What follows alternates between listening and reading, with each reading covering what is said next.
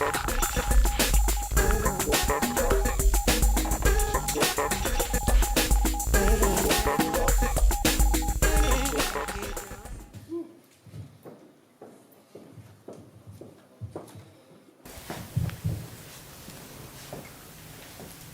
te faire foutre.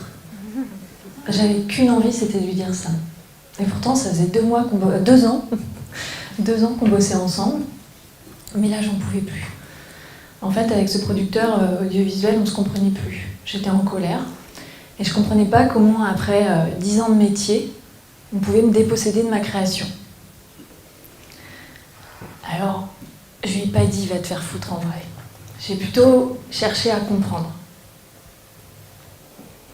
À comprendre pourquoi, en fait, je pouvais douter de mon travail, douter de mon métier, douter de la place que j'avais dans un projet dont j'étais à l'initiative. J'ai réalisé, quand je rencontre quelqu'un, que ce soit dans le boulot ou dans le perso, à la question « tu fais quoi dans la vie ?», en général, je fais un blanc et je réfléchis qu'est-ce que je vais répondre. Alors j'ai essayé plein d'associations. J'ai dit scénariste interactive, auteur multimédia, auteur nouveaux médias, productrice nouvelles écritures. Et dès qu'on met le mot nouveau, en fait, moi, quand on pense que le téléphone il est aujourd'hui dans notre quotidien, dire que c'est nouveau, c'est un peu se mettre le doigt dans l'œil, en fait. Et il y avait une formule qui marchait assez bien, c'était architecte transmédia. Un architecte, on voit tous ce que ça fait. Et donc, je convoquais la figure de l'architecte et je disais, voilà, moi, comme un architecte, j'écoute l'histoire que vous me racontez. Et cette histoire, je vais réfléchir comment je vais la construire. Alors, j'imagine une maison, j'imagine des pièces, j'imagine une cuisine, je me demande sur quel bouton il va falloir que vous appuyiez, comment vous allez jouer dans la salle de jeu, je me demande quel écran vous allez regarder, je réfléchis les couloirs pour aller d'une pièce à une autre, c'est-à-dire de Facebook à un site internet. Je réfléchis à la porte d'entrée. Ça, on n'y pense pas souvent, mais c'est très important, la porte d'entrée, dans une histoire. Moi, ma spécialité, c'est d'avoir une seule porte d'entrée. Il y en a, ils peuvent en mettre plusieurs, mais moi, je trouve que c'est plus simple une histoire où on n'a qu'une seule porte. Et puis, comme un architecte, je réfléchis aux artisans avec lesquels je vais faire. Par contre, je ne sais pas faire, mais je sais leur dire ce qu'il faut faire. Donc, je vais choisir un plombier, ce sera l'informaticien. Je vais choisir un plaquiste, ce sera le directeur artistique. Je vais choisir plein de métiers comme ça. Et puis, on va se mettre d'accord sur un budget. Ensuite, on va construire ensemble. Bien évidemment, le plaquiste va me dire bah non, mais là, ton truc, ça marche pas, c'est pas bon.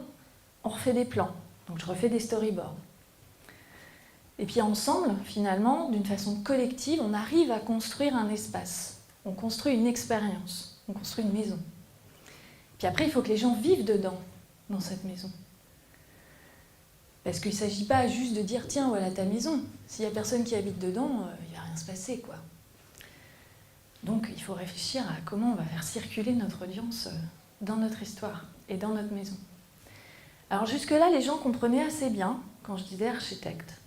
Mais quand je disais architecte transmédia, voilà, je les perdais complètement. C'était le bordel. Et on avait un jeu avec mes amis. C'était ils essayaient d'expliquer à leurs amis ce que je faisais. Là, c'était un carnage. Ça marchait pas du tout. Et un jour, je discute avec un ami, et puis qui est dans le cinéma, et il me dit mais tu sais qu'un réalisateur, ça tient pas à la caméra. Et je dis ah non, je savais pas. Puis il me dit un réalisateur, ça fait pas la photo. Ça joue pas les textes, c'est des comédiens. Il écrit pas. Par contre, il prend le scénario du scénariste et il l'adapte et il le change. Et au montage, c'est pas lui qui monte, il travaille avec un monteur, mais il sait très bien où il veut aller. Il dit en fait, toi, t'es réalisatrice. Ah, ça a été l'épiphanie, quoi. Pour moi, c'était ah mais bien sûr, je suis réalisatrice. Bon, il semblerait que tous les producteurs l'ont pas bien compris. Et donc maintenant, je dis je suis réalisatrice. Et là, j'imagine que vous allez me dire, mais de quoi ? Et là, on rentre vraiment dans le dur. Je suis réalisatrice de récits interactifs. Alors, un récit interactif, je vous donne ma définition, à laquelle je suis aboutie. Les intrigues, les causalités, les temporalités se nouent autour de la présence de l'utilisateur et de ses actions éventuelles. Je vous la refais. Les temporalités, les causalités, les intrigues se nouent autour de la présence du spectateur et de ses actions éventuelles. Alors, je vais vous prendre un exemple. Un livre.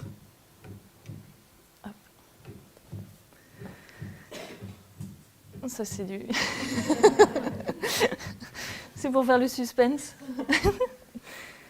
Un livre, je l'ouvre, je tourne les pages, j'ai un nombre de mots par page, j'ai une pagination, j'ai les chiffres, j'ai un chapitrage, j'ai des titres. Si je n'ouvre pas le bouquin, il n'existe pas. Si moi, je ne parcours pas la page, le récit ne se déploie pas. Le roman est un objet interactif. C'est un récit interactif. L'interactif n'est pas propre au numérique. Je vous conseille ce livre, il est très beau. Mais moi, dans le récit interactif, ce qui m'intéresse, c'est le numérique. Et dans le numérique, comment je vais interroger la présence de l'utilisateur? Comment je vais nouer mon récit autour, comment mes intrigues, mes causalités, mes temporalités, je les noue autour de la présence de mon spectateur. Alors je vais convoquer en fait plein de champs artistiques, le jeu vidéo, le cinéma, la bande dessinée, et je suis à la croisée de tout ça.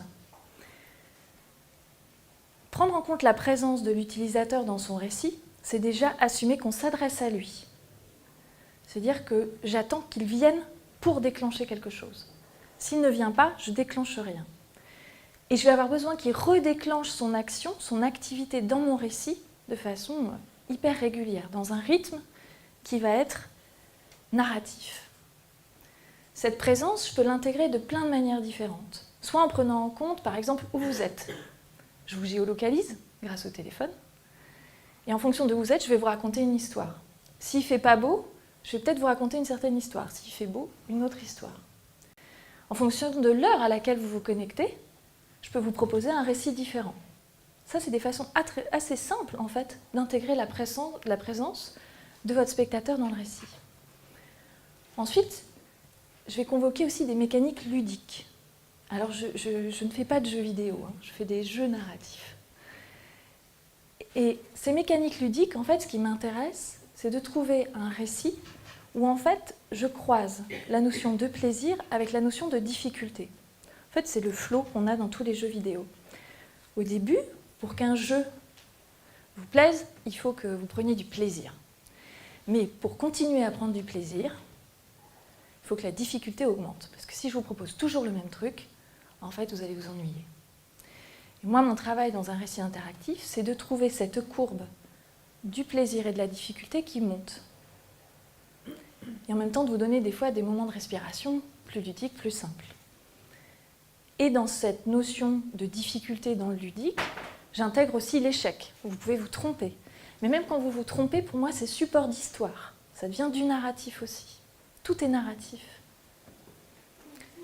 Souvent, on va me dire, ouais, donc toi, ce que tu fais, c'est un livre dont vous êtes le héros. Donc tu fais des trucs non linéaires. Moi, j'adore dire qu'en fait, dans l'interactif, je n'ai fait quasiment que du linéaire.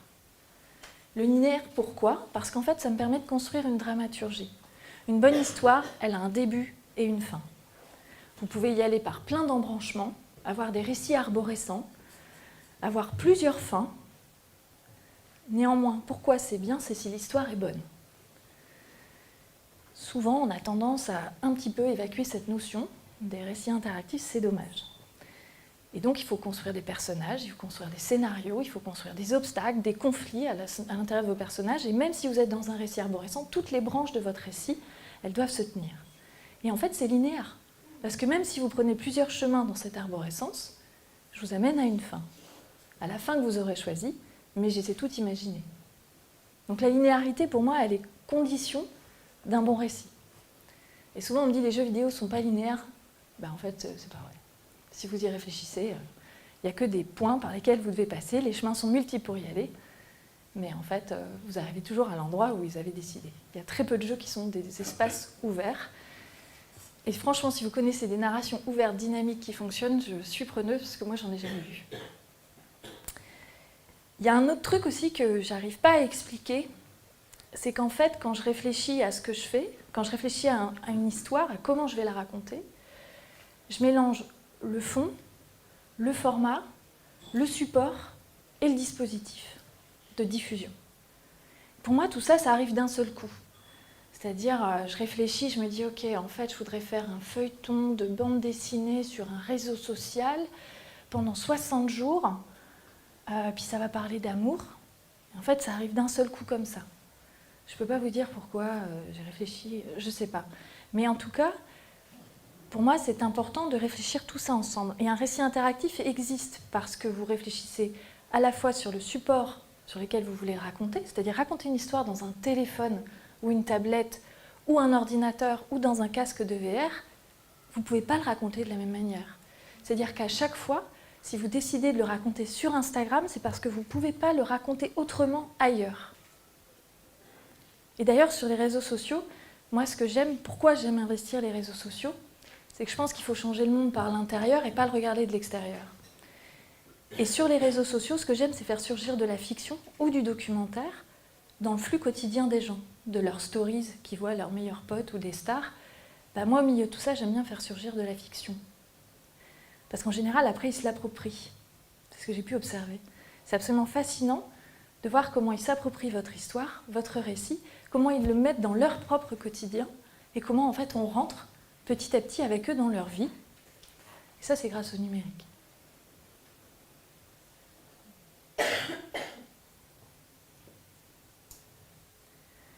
Alors, je vous disais un petit peu plus tôt que j'ai changé plein de fois d'intitulé de métier. En fait, j'évolue dans un secteur qui a aussi changé beaucoup de fois de nom. Nouvelles écritures, transmédia, expérience numérique. Ça a vraiment changé régulièrement de nom. Je travaille beaucoup avec des chaînes de télévision qui se posent la question du futur, en fait. Quelles sont les futures histoires qu'on va pouvoir raconter? Est-ce que la télévision est encore le futur? Je ne pense pas. Grosse révélation aujourd'hui. Je suis contente que vous soyez venus pour le partager avec vous, c'était essentiel. Et donc je travaille avec des gens qui, en fait, on est toujours en train de redéfinir, définir ce qu'on fait, pourquoi on est là, quelles seront les histoires qu'on veut raconter, comment on trouve ce qui n'a pas encore déjà été fait. Et en fait, on est dans une logique d'innovation. Alors c'est un mot que je questionne toujours parce que moi, pour moi, l'innovation ne peut pas être une fin. Mais c'est un moyen. C'est un espace des possibles que j'ai envie d'investir, dans lequel j'avance. On avance, on est plusieurs à avancer là-dedans. Et puis en fait, j'ai réalisé encore un autre truc. C'est que tout ce que je fais, je sais que je ne l'avais jamais fait avant. Et ça, je trouve que c'est un chouette métier. Je vous remercie.